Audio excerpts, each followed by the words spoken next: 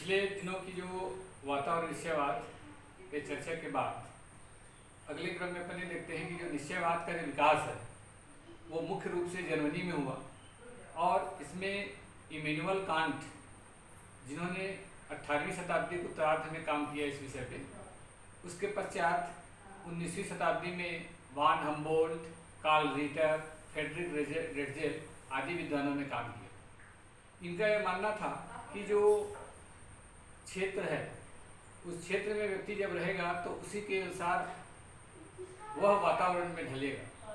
उदाहरण के लिए इन्होंने स्पष्ट किया था कि कांट का मानना था कि जो पूर्वी द्वीप समूह के लोग हैं, खास करके जो न्यू हॉलैंड के निवासी हैं, उनके आंखें आधी बंद रहती हैं और वो यदि उनको दूर का देखना है तो अपने सिर को पीछे झुकाकर ही वो अधिक दूर तक देखने में सक्षम होते हैं। यदि सिर को वो पीछे नहीं करेंगे तो उनको दूर का दिखाई नहीं देगा। इसके पीछे उनका मानना यह था कि उस क्षेत्र में जो मिलने वाली असंख्य मक्खियाँ हैं, उन मक्खियों के कारण उनकी आंखें जो हैं वह थोड़ी सी बंद रहती है, जिसके कारण उन्हें अधिक दूर का दिखने में तकलीफ होती है। कांट ने यह दृढ़तापूर्वक कहा है कि किसी भी प्रदेश के जो निवासी है वे उस क्षेत्र के वातावरण के अनुसार, या तो जैसे कि उष्ण प्रदेश है वहाँ के निवासी सुस्त होंगे, भीरू होंगे और डरपोक होंगे और अंधविश्वासों को जन्म देंगे।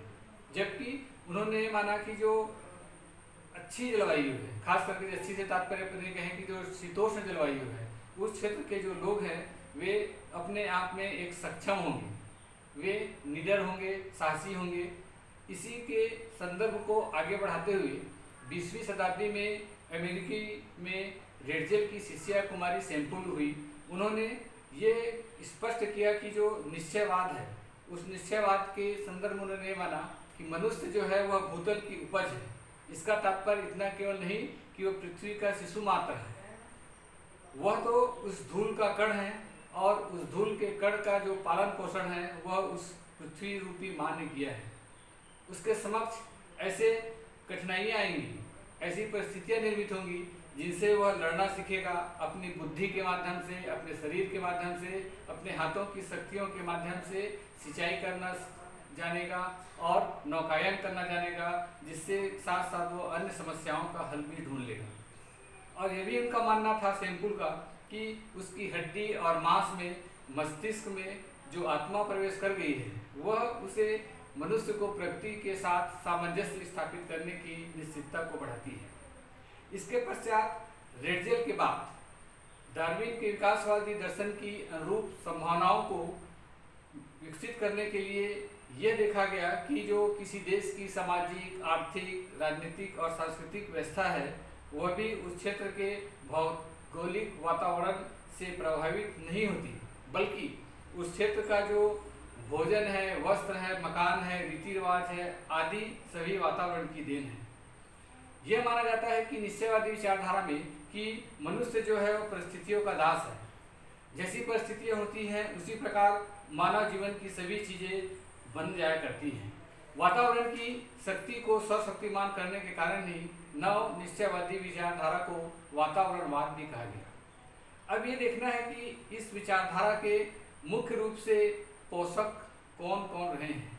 जैसे कि माना जाता है कि प्राचीन काल में जो यूनान हुआ वहाँ पे स्ट्रेबो, थियोडोडाइस, अरस्तु, जर्मन विद्वान हम्बोल्ट, रीटर, फ्रेडरिक रेटजेल, फ्रांसीसी विद्वान मॉन्टेस्क्यू, ड्यूनेस तथा अमेरिकी विद्वान मिस सेम्पुल ने निश्चयवादी विचारधारा का समर्थन किया, जिसमें प्रमुख रूप से जो हिप्पोक्रेटस हुए, जिन्होंने ईसा से 420वीं वर्ष पूर्व यूनानी विद्वान ने अपने ग्रंथ में यह लिखा कि मानव स्वभाव निर्माण में वातावरण का हाथ रहता है। दूसरी ओर हेरोडोटस ने यह माना कि किसी क्षेत्र की जो भौगोलिक परिस्थितियां हैं उसी के आधार पर उस क्षेत्र के मनुष्य का रहन सहन भी निर्धारित होगा।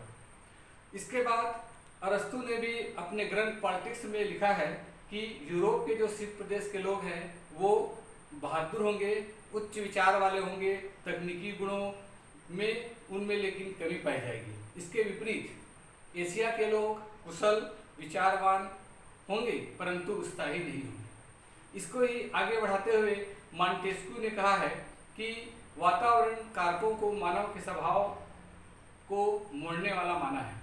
उनका भी ये मानना था कि ठंडी जलवायु के लोग शारीरिक दृष्टि से साहसी, स्पष्ट, कम संकालु और कपट रहित होंगे, जबकि दक्षिण के लोग पुरुषों की भांति काया, शारीरिक दृष्टि से दुर्बल और निरोगी व निष्क्रिय होते हैं। आगे की चर्चा के लिए पुनः अपन पार्ट 3 में मिलेंगे। धन्यवाद।